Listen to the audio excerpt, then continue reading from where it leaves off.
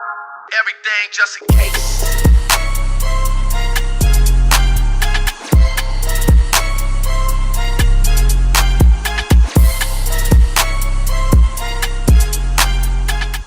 Yo, what up everybody? It's your boy Fitzmoon TV here, aka GLauren33, and I'm back with another video on the channel for y'all today. We are discussing more Dragon Ball Super Broly the movie. Alright, by now you guys should have seen the second trailer. If you guys haven't seen my reaction to that reaction is live on the channel. Go check that out and come back right here.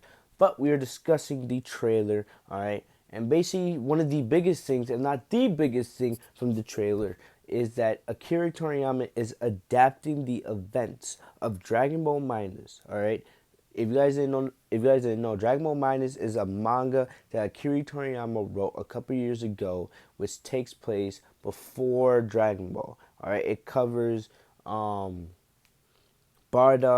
and Gine, Goku's mother, and their life right before Frieza, destroys planet Vegeta, and right before Goku gets sent to Earth.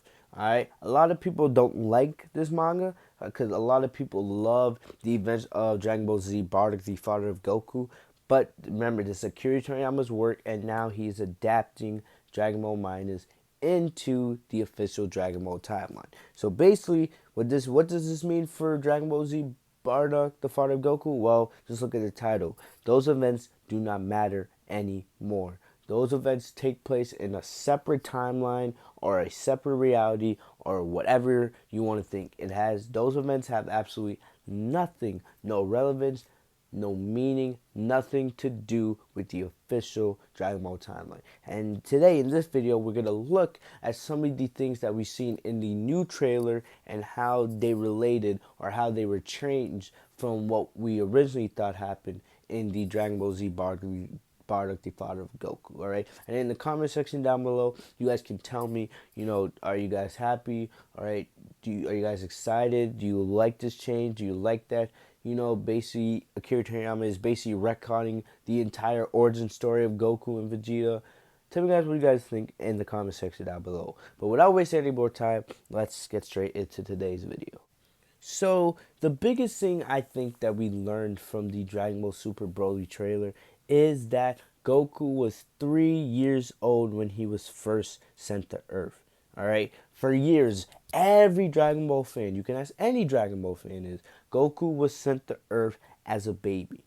Or at least that's what we thought. But based off of Akira Toriyama's manga, Dragon Ball Minus manga, Bardock gets this idea in his head that Frieza's up to no good. Frieza's going to try something, and to protect his son Kakarot, he sends Goku down. Alright, we also see in the trailer that Goku recognizes his mom and his dad. Alright, we see Bardock put his hand up to the glass like we saw in trailer 1, and then we see a 3-year-old Goku also put his hand up to the glass, and then we see Bardock say, "You must survive no matter the cost." Alright, and just at that moment, we see Goku getting sent off of planet Vegeta down to the Earth.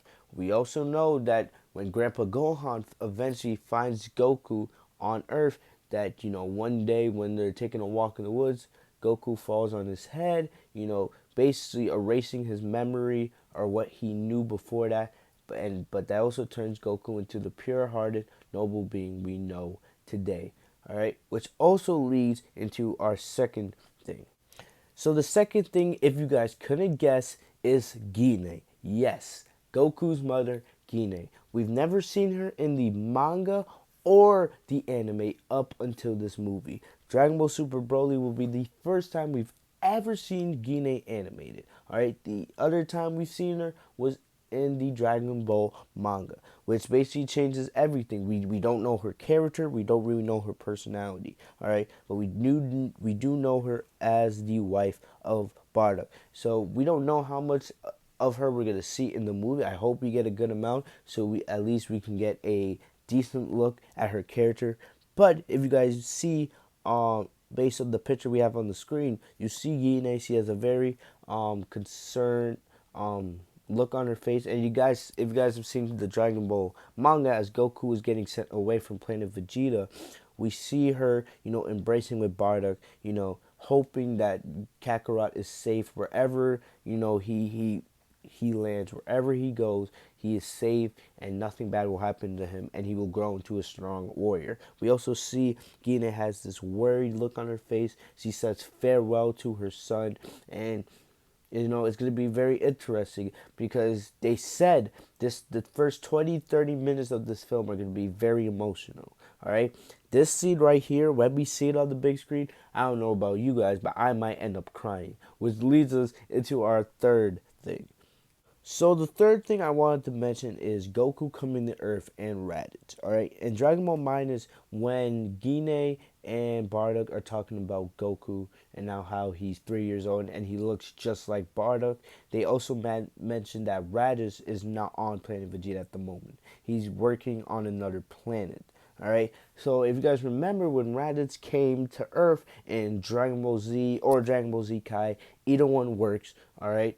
He basically, when he talks to Goku, when he tells Goku that he's a Saiyan and he's not from planet Earth, all right, he also says that Goku, when he was first sent to planet Earth, he was sent there to conquer the entire planet so that one day the Saiyans could claim Earth as their own planet, all right? But, you know, based on what we've seen in the trailer, Bardock sends Goku, out into space to eventually land on Earth just to keep him safe from whatever Frieza's planning, not to go conquer Earth. So basically, that's just a little change. It's not the biggest change, but it is a little change that we need, to discuss. So when Goku gets sent to Earth, it's more likely that now he wasn't sent to Earth to destroy and kill all the humans living on the planet. He was sent there more for his safety because Bardock and Guinea wanted to keep Goku safe from Frieza's destruction or whatever Frieza had planned, which we all knew was, the destruction of planet Vegeta. So the next thing that I wanted to bring up was surrounding Frieza. All right, one of the most famous scenes in all of Dragon Ball history is Bardock fighting all of Frieza's henchmen as he is the last Saiyan to stand against Frieza before the destruction of planet Vegeta. We all know the famous scene where Frieza throws the Death Ball and basically Bardock's the first to get killed by the Death Ball, and as he's dying he sees the vision of Goku being the one to eventually defeat Frieza one day. Well, it seems like that scene, that famous scene, is no longer canon. That scene is not in Dragon Ball Super Broly based on what we saw. We see, based on the movie trailer, we see that Frieza fires the Death Ball, but it seems like there's nobody there to oppose it. There's nobody in sight. He just throws the Death Ball when nobody is looking and basically destroys the planet when no one is paying attention. So basically, the reason why Frieza does this is because he is afraid of this Super Saiyan God legend, alright? We don't know Super Saiyan God, the red hair, alright? The one that Beerus brought up. Maybe, and I'm not sure, we'll have to wait and see. We do know, based on the events of Dragon Ball Super, Beerus ordered Frieza to destroy Planet Vegeta. Alright? That is already been said. If you guys haven't seen it, it was said in Dragon Ball Resurrection F. It was repeated again in Dragon Ball Super, the TV show. But, and it makes sense because, remember when Beerus woke up in Battle of Gods, he was looking for the Super Saiyan God. Why would they have Frieza mention the Super Saiyan God? Maybe Beerus brought it up to him since, Frieza was controlling or had the so-called alliance with the Saiyans at the time. But it's going to be very interesting to see. For years, we thought it was just a normal Super Saiyan, which Frieza was scared of. But we see that he mentions Super Saiyan God. So that's one thing we have to mention from the, trailer. It's something we got to look out for when the movie comes out. But, the important thing is that famous scene with Bardock and his last stand against Frieza, I guess it's just another scene. It doesn't really matter when it comes to official Dragon Ball history, which is kind of sad. Which will lead us over to our last thing. So the last thing I wanted to talk about is Vegeta. because Vegeta's age is a big thing. Because based on what we saw in the trailer said that Goku, Vegeta, and Broly were all born around the same time, which is kind of crazy to think about it. Because we all believe since Dragon Ball Z, when we first met Vegeta, that Vegeta was always at least around 5 years older than Goku. The only big difference, or the only big factor, is that Goku spent 8 years in Otherworld, based on the 2 times that he died in Dragon Ball Z. Vegeta also died 2 times in Dragon Ball Z, but he did not stay dead long. It was only maybe for a couple hours to a couple days maximum.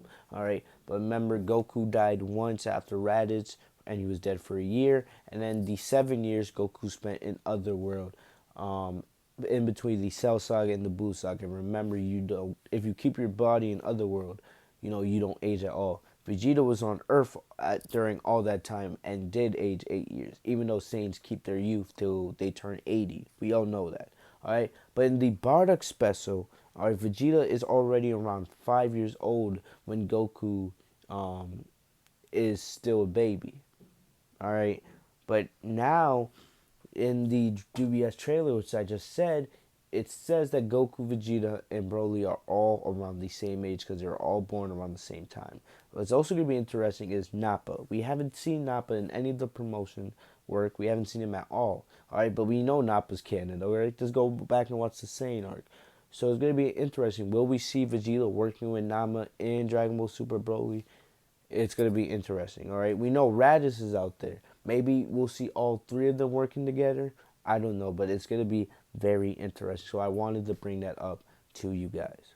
So I know you guys may be a little disappointed that Dragon Ball Z Bardock, the father of Goku, is not canon, but enjoy the movie for what it was.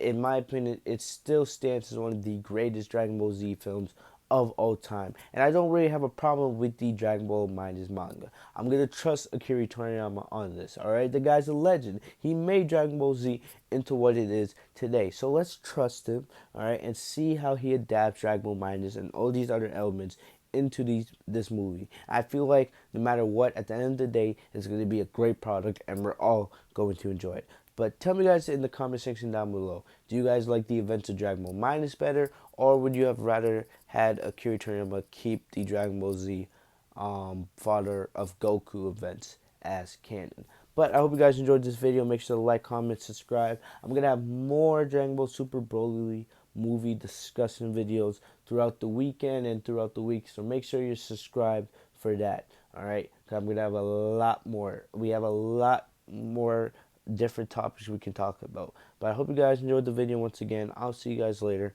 Have a great day, guys.